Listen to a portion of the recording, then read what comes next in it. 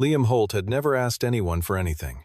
He opened his garage with two bare hands, raised his daughter alone for 3 years after his wife died, and never once complained.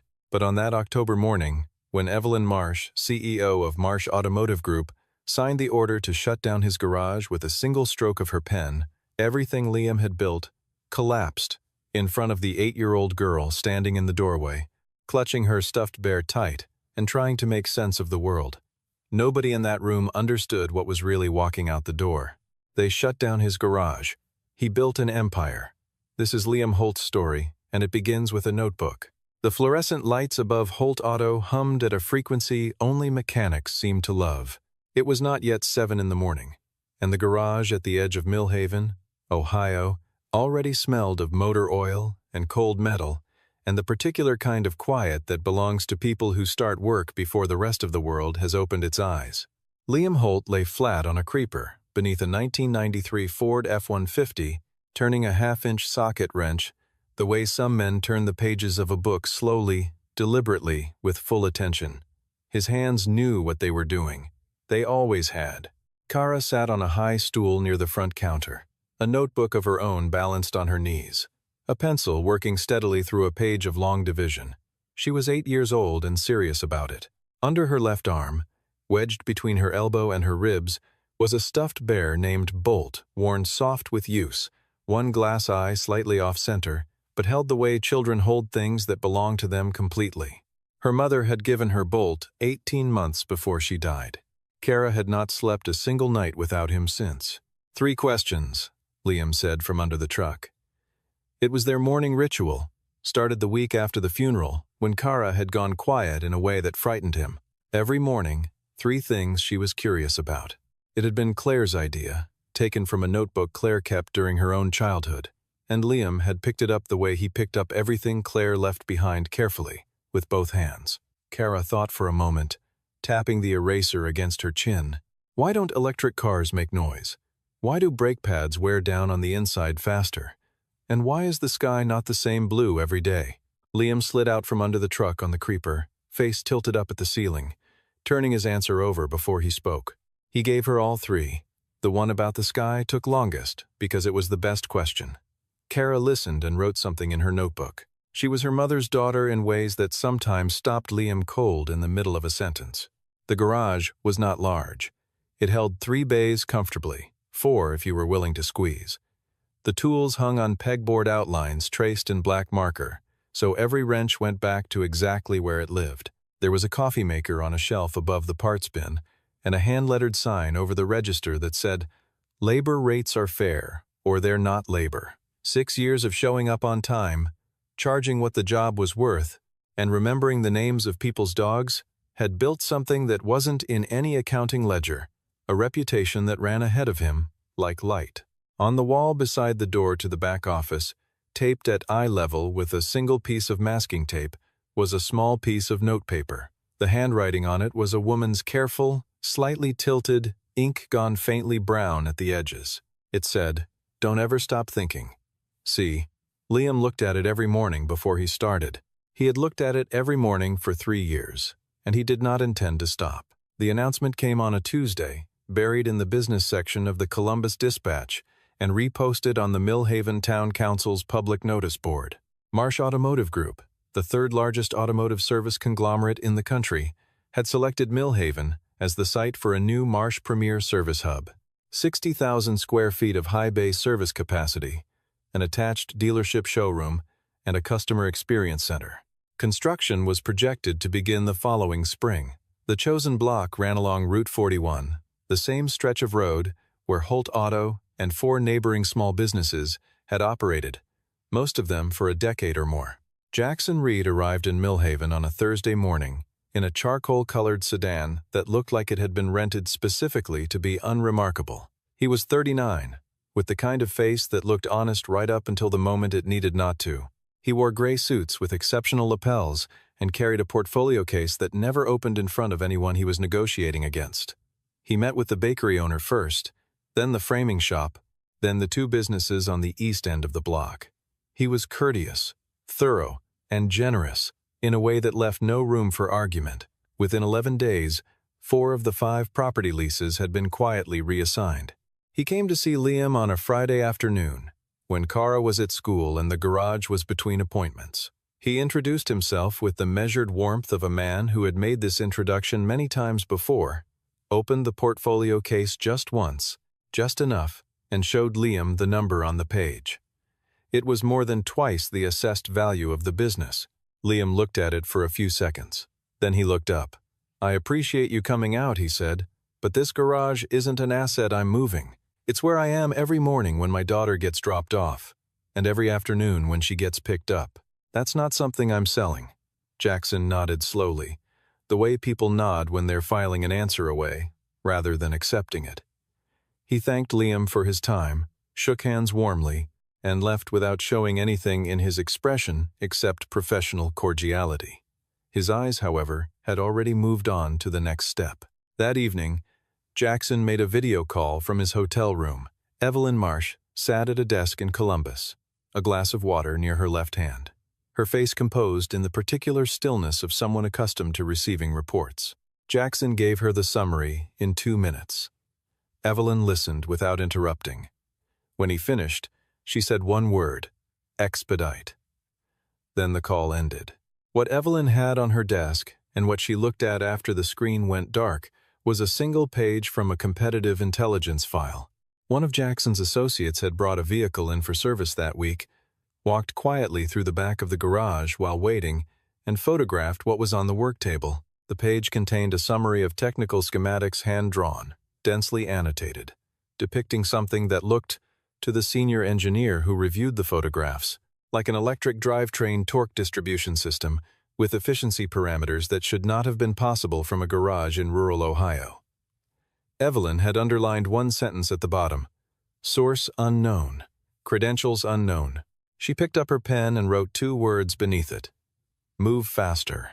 The 3 weeks that followed were a lesson in how power operates when it does not need to announce itself. Nothing happened loudly. Nothing happened in a way that left fingerprints. In the first week, the automotive parts distributor that Liam had used for 6 years, the one whose driver knew Kara by name, sent a letter informing Holt Auto that they were restructuring their client qualifications and could no longer service accounts below a new minimum annual volume threshold.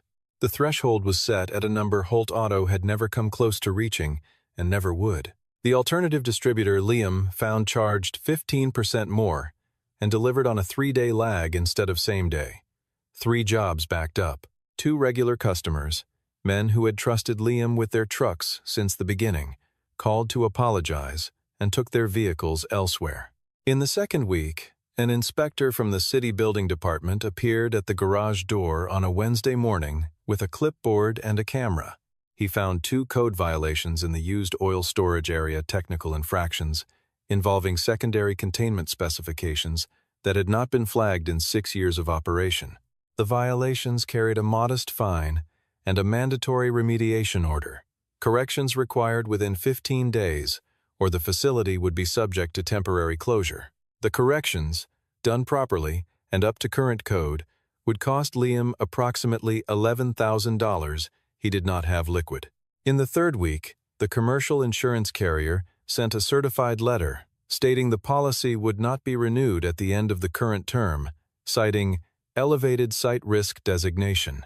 Without commercial insurance, Liam could not legally operate. The letter was dated 9 days before expiration. Sam Burke sat with Liam at the workbench on a Thursday night after Kara was asleep. They had spread the 3 letters out flat between them, along with Liam's account statements and a yellow legal pad. Sam was not a man who softened things unnecessarily. He looked at the paper and then at his friend. "They're choking you through the system," he said. "Nothing they've done breaks a law. They're just making it impossible to breathe until you stop." Liam did not answer for a long moment. He reached across the bench and picked up the blue technical notebook, the one he kept in the same drawer as his wrenches, the one no customer had ever been allowed to touch. He turned it over in his hands once, then set it back down. His face was quiet in the way faces get when a decision has already been made, and what remains is only the execution. The last day of Holt Auto fell on a Monday, in mid-October. Liam had loaded most of the tools into the truck the night before. working by the light of a single work lamp, moving slowly and without waste. He had unhooked the pegboard from the wall and rolled it against the truck bed. He had taken down the sign. Sam came at 8 in the morning, and they worked through the morning in a quiet that needed no words. The garage stripped down slowly, the empty bays growing louder with each piece removed, the way a room always sounds bigger after it has been cleared. Kara was at school. Liam had timed it so she would not see this part. At 11, 3 black vehicles pulled to a stop in front of the building. Evelyn Marsh stepped out of the second car. She was 53 years old and carried herself the way certain kinds of authority carries itself. Not with arrogance exactly, but with the absolute assumption of space. She wore a navy blazer over a gray blouse, her hair pulled back cleanly, her eyes moving across the facade of the garage, the way an architect's eyes move across a building. She is already redesigning in her mind. Jackson Reed fell into step 2 paces behind her. Behind him came a team of 4-2 architects, a site engineer, and a project manager, all carrying rolled documents and measuring equipment. Evelyn walked into the garage without pausing at the door. She looked around once.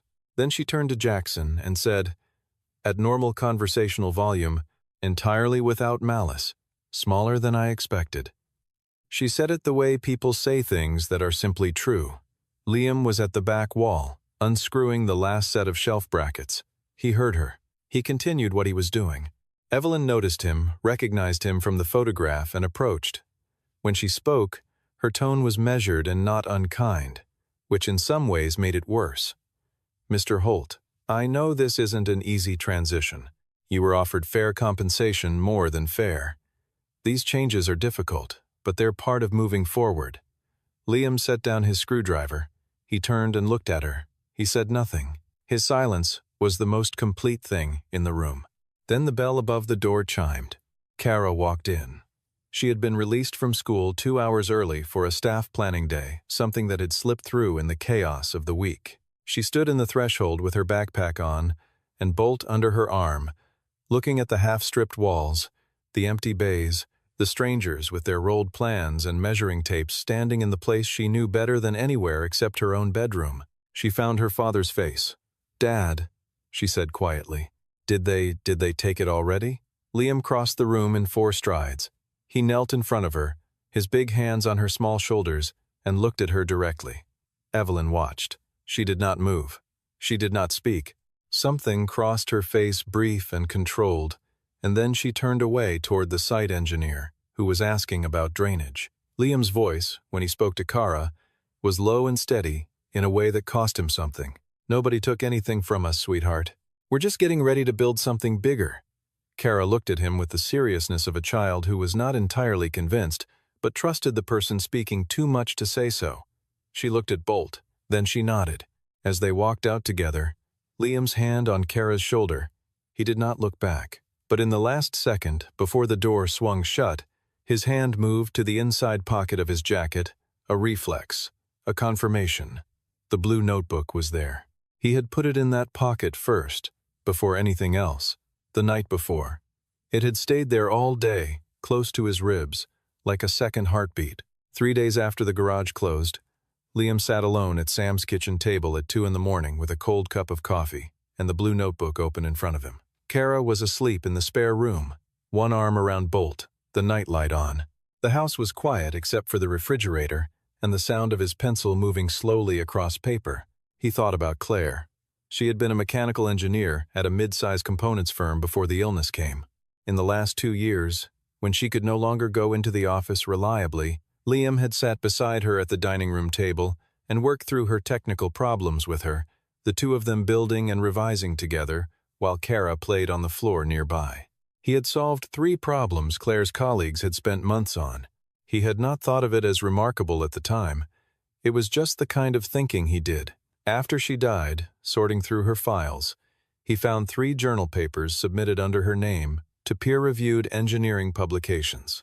At the bottom of each, in the acknowledgments in a font 2 sizes smaller than the text, was a single line, Technical Development in collaboration with L. Holt. She had put him there without telling him. He had sat on the floor of her office and held those 3 pages for a very long time. The blue notebook had started as a place to put the thinking he could no longer share with her. Over 3 years of mornings and evenings in the garage, it had become something else, entirely, a detailed architecture for an electric drivetrain torque distribution system that managed variable power delivery between axle sets, in a way that reduced energy loss at the point of transfer, far beyond what current industry methods achieved. The next morning, Sam set a piece of paper on the table beside Liam's cup. It was a printed public notice, a tax lien property auction scheduled for Thursday. The listing near the top was for the Kellner & Sons Precision Manufacturing Facility on the east end of Millhaven. 3,800 square feet, 2 floors, industrial-rated electrical systems, heavy equipment present but non-operational, available for minimum bid due to outstanding municipal tax debt. The number at the bottom was $82,000. Sam said, "You don't have the money." He said it without judgment, because it was true, and he was not the kind of man who pretended otherwise. Liam looked at the page for a long time. Then he reached for the notebook and opened it to the last written page, a dense diagram of numbered subassemblies arranged across 3 columns. He closed it again. "I have something worth more than money," he said. He was talking about the compensation check from Marsh Automotive Group, still undeposited, sitting in the inside pocket of the same jacket where the notebook lived. He had not wanted to open it, but it existed, and now it had a use. He bid on the Kellner building Thursday morning and won it without competition. Nobody else had placed a bid. The building had sat in municipal limbo for 11 years. He paid the full amount that afternoon, shook hands with a clerk who looked mildly surprised, and drove to the east end of Millhaven with Sam to see what he had bought. The factory doors were padlocked, with chains gone orange at the links. Inside, after Sam cut them, the space opened upward 12 feet to a vaulted metal ceiling crossed by beamwork and skylights thick with grime. Rows of CNC lathes and hydraulic press equipment stood under canvas tarps in the half-dark, machine after machine, in postures of long waiting. The air held the cold smell of metal and time. Liam walked the full length of the floor without speaking. At the far end he stopped, looked back at the length of it, the dimensions, the ceiling height, the loading dock on the south wall, and then he looked down at the notebook in his hand. Sam watched him. Neither of them said anything. The following weekend, Kara came to see it. She stood in the center of the main floor and looked up at the ceiling, then all the way around. "What are you going to make here?" Liam crouched down to her level, the way he always did when the answer mattered. "Something people don't think I can make," he said. Kara turned to Bolt, set him on a dusty work table with great deliberateness, and said, "We're staying to help Dad." The bear's one good eye regarded the factory without opinion. What followed was not effortless or cinematic. It was 18 months of early mornings and nights that lasted past midnight, of problems that had to be solved the hard way, because the easy ways were all unavailable. Liam and Sam spent the first 3 months repairing the Kellner equipment by hand. 6 of the 12 CNC lathes were salvageable. The hydraulic press systems needed new seals, and recalibrated control boards work that a service company quoted at $30,000 and that Liam did himself over 4 weeks, consulting second-hand manuals and diagrams he drew from memory. The electrical system required a licensed contractor, the one cost he could not shortcut, and it came in at $19,000, which left him operating on a margin that permitted no mistakes and no waste. In the 4th month, he filed his first patent application. The attorney who reviewed the technical documentation called him 3 days after the filing to ask a question. The call lasted 40 minutes. At the end of it, the attorney said, with the careful economy of someone not given to overstatement, "Mr. Holt, I want to make sure we're protecting this correctly. What you've described is not an incremental improvement. This is a foundational architecture." Liam said he understood. The attorney asked where he had studied. Liam told him he hadn't, not formally, not for this. The attorney paused for 4 seconds and said they should schedule a second call. By the 8th month, Holt Precision Works had its first 3 customers: a specialty electric vehicle conversion shop in Pittsburgh, a performance parts builder in Tennessee, and an independent drivetrain fabricator in Michigan who sent a test order on a Thursday and called back Monday morning to say the components had exceeded every tolerance specification by a margin he wanted to discuss in detail. Word moved through the industry, the way it always moves when something is genuinely better, not through advertising but through the conversations engineers have with each other in the margins of everything else. Kara spent her afternoons after school at the factory. Liam had built a small office from salvaged partition panels in the northeast corner, with a desk and a proper chair and a lamp.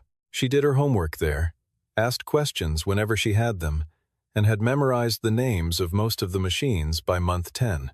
The 3 questions ritual migrated from the garage to the factory floor, from mornings to late afternoons, and the questions grew harder in the way they do when the person asking them has been paying close attention.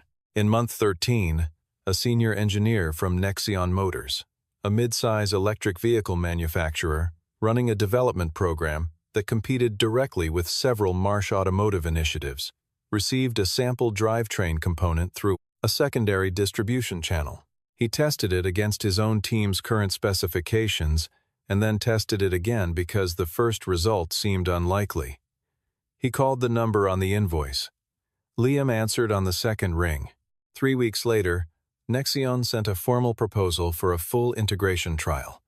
They wanted to build Liam's torque distribution system into a mid-range production platform currently in late-stage development. The trial succeeded. It was not close.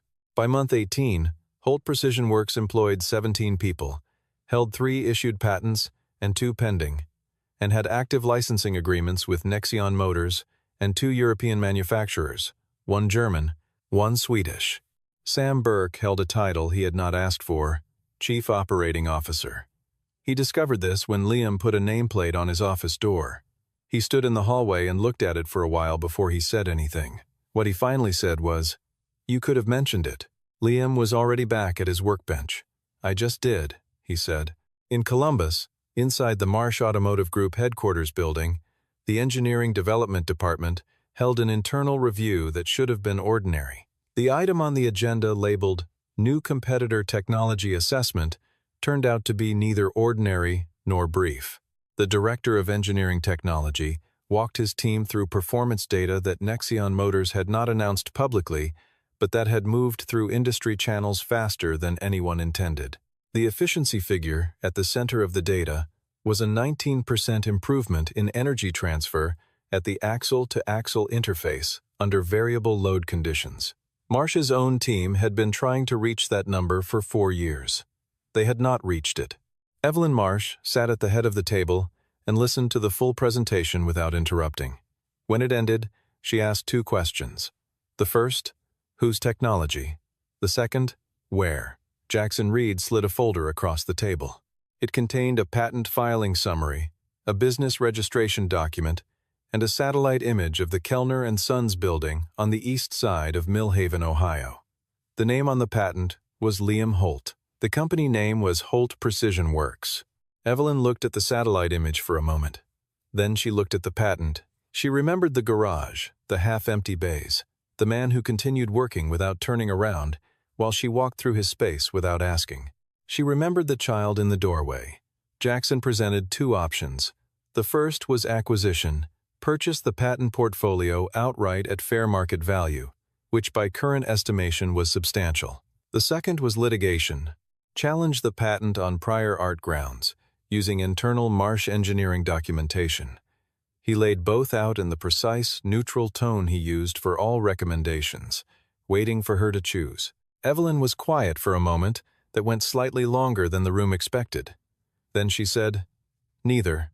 I'll meet with him directly." Jackson started to say something about preferred channels for negotiation of this type. Evelyn looked at him once. Jackson stopped. "Millhaven," she said. "Arrange it." Liam received the request through his attorney, a formal letter from Marsh Automotive Group's legal office proposing a meeting to discuss licensing and acquisition options. His attorney thought he should let the legal office handle it. Sam, reading the letter over Liam's shoulder, said, "Your call." Liam read it twice. Then he said, "Tell them I'll meet, but it's here." The Marsh representatives pushed back a neutral venue in Columbus, a downtown hotel. Liam's attorney communicated his position. The meeting would take place at Holt Precision Works at 2 in the afternoon on the proposed date, or it would not take place at Liam's initiative. Evelyn Marsh agreed to the terms without further negotiation. That evening, Kara found her father standing at the window of the small office, looking out at the production floor below 8 workers at their stations. Machines running, the light overhead clean and white. She stood beside him and looked at the same thing. "What are you thinking?" she asked. Liam put his hand on the top of her head. "Thinking about your mom," he said. After a moment, Kara said, very practically, "She would have liked the lathes." Liam laughed, a small, real laugh that came from somewhere he didn't often open. "Yeah," he said, "she would have." The morning of the meeting, Liam put on a clean shirt and a work jacket and made no other concession to ceremony. Sam arrived early and stood near the office door, arms folded, waiting. 2 of the workers who knew the backstory found reasons to be closer to the center of the building than their stations required. Evelyn Marsh arrived on time. She came in a single vehicle with Jackson and 1 legal advisor. She stepped out and walked toward the entrance, and whatever she had expected to see, she paused genuinely, not performatively, to look at what the building had become. The production floor was running. The machines were clean and calibrated. The layout was logical and precise. The walls above the workstations held printed technical diagrams in clear frames. It was not a large operation, but it was not small in any of the ways that mattered. Liam met her at the office door. He did not extend his hand first. He waited. She extended hers. They shook. The meeting began. Evelyn set out the proposal with characteristic efficiency. Marsh Automotive Group was prepared to make a significant offer for full acquisition of the Holt Precision Works patent portfolio, exclusive rights, full ownership, with a manufacturing carve-out, allowing Holt Precision to continue as a contract producer during a transitional period. She named a number. It was a number that most people in a room that size would never hear attached to something they had made themselves. Liam listened to all of it. He sat with his hands flat on the table, the blue notebook closed in front of him but visible. When she finished, he was quiet for a few seconds. Then he said, "Do you remember the day you came to my garage?" Evelyn said yes. "You said it was smaller than you expected." She did not deny it. Liam stood and walked to the window. Below, the floor hummed with work. "The notebook I had that day wasn't a shop notebook. I think someone in your organization knew that, and I think it's part of why the timeline on my property moved as fast as it did." He let that sit for a moment. Jackson Reed adjusted his position in his chair. "I'm not here to argue about what happened, but I want you to understand what was in that notebook and what it became, because it matters to what I'm going to say next." He turned back. "I'm not selling the patents. Not to Marsh, not to anyone." He paused. "What I've structured instead are non-exclusive licensing agreements open to any qualified manufacturer at market rate. That includes Marsh Automotive Group. You can have access to the same technology as everyone else. What you cannot have is a lock on it. Nobody gets a lock on it. That's not how I built this, and it's not how I intend to operate it." The room was quiet. Jackson looked at his notes. The legal advisor looked at the ceiling. Liam sat back down. His voice, when he continued, was not hard, and it was not soft. It was simply level, the way a surface is level, accurate, and without apology. "You shut my garage down to protect your market position. I understand that. It was a business decision. But losing the garage was also what gave me the time I needed to finish what was in that notebook. I would not have gotten here on the same timeline if I'd still been open." He paused once more. "So in a way, I should thank you." Evelyn Marsh looked at him for a long moment. The quality of her attention had shifted from the attention she had brought to the garage in October. Shifted in a way that was hard to name, but unmistakable. She had come to Millhaven expecting a negotiation. What she was sitting across from was something that did not require her agreement to exist. She stood, and then she extended her hand again, not as a formality this time, but as a different kind of acknowledgement. "Holt Precision Works should be at the Industry Technology Summit in October," she said. "I chair the organizing committee. The technical exhibition needs work that looks like yours." She said it without embellishment, without the overlay of strategy. It was the closest she was capable of coming to an apology, and it was real. Liam took her hand. "I'll think about it," he said. As the Marsh vehicles pulled out of the lot, Sam let out a long breath and sat down in the nearest chair. He looked at the ceiling, then at Liam. "Where did you learn to do that?" Liam picked up the blue notebook and turned it over once in his hands. Claire always said the best endings are the ones where both people can still stand up straight when it's over, he said. He set the notebook down and went back to the floor. The exhibition hall in Columbus was not built for quiet. It ran on the noise of 500 simultaneous conversations, the rolling of equipment carts, the electronic chirp of badge scanners, and the particular energy of an industry watching itself transform in real time. Holt Precision Works had a corner booth in Hall C, not large, not decorated with backlit signage. 3 physical drivetrain models on a plain white table, clean technical documentation in a binder, and a printed architectural diagram of the torque distribution system mounted on a single foam panel. It was everything and nothing extra. Sam had spent 2 days getting it right. He had opinions about the placement of the models and expressed them at length. Kara helped with the final arrangement, moving things 2 inches to the left with the authority of someone who had thought about it longer than Sam had. Bolt was in her backpack. Liam spent the morning explaining the technology to anyone who stopped long enough to want to understand it. Several did not stop long enough. Several stopped for 20 minutes and left with a card and a kind of stunned quiet on their faces. By early afternoon, 3 companies had asked to be added to the licensing inquiry list. Evelyn Marsh came to the booth at 3:15. She came without Jackson, without her legal team. She wore a coat rather than a blazer, and she moved through the hall the way a person moves when they are not performing. She stopped at the table and looked at the models for a moment before she spoke. She asked a technical question, a real one, specific to the second model, about load distribution behavior at low speed. Liam answered it. She followed up with precision. He answered that too. They stood on either side of the table like 2 engineers who had always been capable of this conversation. Kara was at the far end of the table when Evelyn arrived. She had been explaining the first model to a man in his 60s who had been genuinely interested and slightly bewildered. When the man moved on, Kara turned and found Evelyn standing a few feet away, watching her. She recognized the face the way children sometimes recognize faces they have seen in difficult moments, with a clarity that doesn't get clouded by what surrounded the memory. She did not show what she recognized. She simply looked. Evelyn crouched down to her level. "Can you explain this to me?" she asked, gesturing to the model. Kara looked at her for 1 second, then turned to the model and began. She used the right words. She kept them in the right order. She drew the shapes in the air with her hands the way Liam had when he explained things to her, and she stopped when she needed to make sure she was being followed, and started again when she was. When she finished, she looked up and waited. Evelyn said quietly, "Did your dad teach you all of this?" Kara thought for a moment. "Dad and my mom. Mom's gone now. But Dad tells me the things she taught him, so I still get both." Liam was standing 6 feet away. He had heard the last 2 sentences. He let them sit. Evelyn stood. She turned to look at him, and the distance between the person she had been in that garage 14 months earlier and the person standing in this exhibition hall was visible in the way she carried herself, not as guilt, not as performance, but as something that had been quietly settled. "I owe you an apology," she said, "not for the business decision, but for how I stood in your garage, for what I said."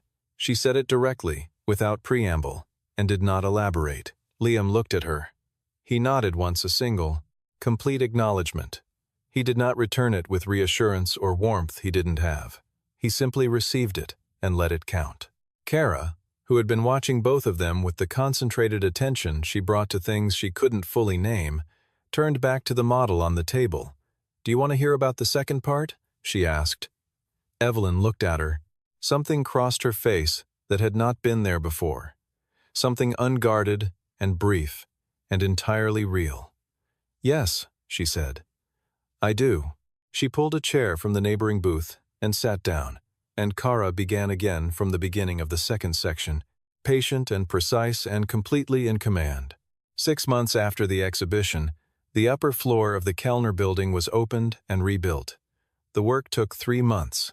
When it was done, it held 12 dedicated research workstations, a prototype fabrication area, an environmental testing enclosure, and a small library wall stocked with technical journals organized by subject. Liam called it the development floor. The sign on the door said R and D. Kara immediately said it needed something better. They had not yet agreed on what. On the first morning, the floor was ready before any of the workstations had been populated, before the chairs arrived, when the space was still echoing and new Liam walked in alone. He stood in the center of the empty room, the way he had stood in the center of the main floor on the first day he owned the building. Looking at what had not yet been built, he was holding the blue notebook. It was thinner than it had once been. A third of the pages had been removed and converted to formal technical documentation over the preceding 18 months, drawn into engineering blueprints and patent submissions and manufacturing specifications. What remained was the part still in progress. He walked to the window on the east wall and looked out at the yard below the loading dock extension, the additional parking, the small garden Kara had started in the strip beside the south wall, 3 rose bushes, and something green she had not yet identified, planted with a library book about soil conditions and updated with daily progress reports, whether Liam asked for them or not. He heard her on the stairs before she appeared in the doorway. She was carrying her backpack and Bolt was under her arm, and she stopped at the door and looked at the empty room with the evaluating eye she had developed for empty spaces in this building. She came in and stood beside him at the window. 3 questions? She said. It was an afternoon, not a morning, but the timing had never been the rigid part of it. Go ahead, he said. She thought, why does torque distribution matter more at low speed than high speed? Why did you keep the notebook when you could have had it digitized? And she paused, looking down at the yard. Why do you always stand at windows when you're thinking? He answered the first 2 in full. For the third, he was quiet for a moment. Then he said, I don't know. Maybe because you can see everything and nothing can ask you anything back. Kara considered this with the seriousness she applied to answers she thought might be important. She wrote something in the small notebook she had started carrying in the front pocket of her backpack, a narrow thing with a green cover, filled with her careful handwriting. Liam looked around the empty room one more time. Then he reached into the inside pocket of his jacket and took out a small folded piece of notepaper, the one from the garage wall, the one with Claire's handwriting, the one he had carried in his wallet for 2 years since the day he'd taken it down. He smoothed it flat with 2 fingers, walked to the wall beside the east window, and pressed it against the surface. It held. He stepped back. Don't ever stop thinking. See. He looked at it for a moment. Kara came and stood beside him and read it the way she always read things that had belonged to her mother, carefully, with her whole attention. Then she nodded, very slightly, the way she nodded when something was exactly right. They sat down together on the floor of the empty room, no chairs yet, the concrete still bare, and Liam opened the notebook to the next blank page and began to draw. Kara opened her backpack and took out her homework and a pencil case with an elastic on it. Bolt sat on the windowsill with his one good eye aimed at the yard below. The rose bushes, the long light of late afternoon falling across the building, Liam Holt had bought for $82,000 and turned into the first floor of everything that came next. From the production level below, the sound of the machines rose steady and familiar, the particular rhythm of work that knows what it is doing and does not need to announce it. The afternoon held. The notebook filled one line at a time. And in the corner of the windowsill, between the bare and the last of the light, Claire's note stayed exactly where it had always been.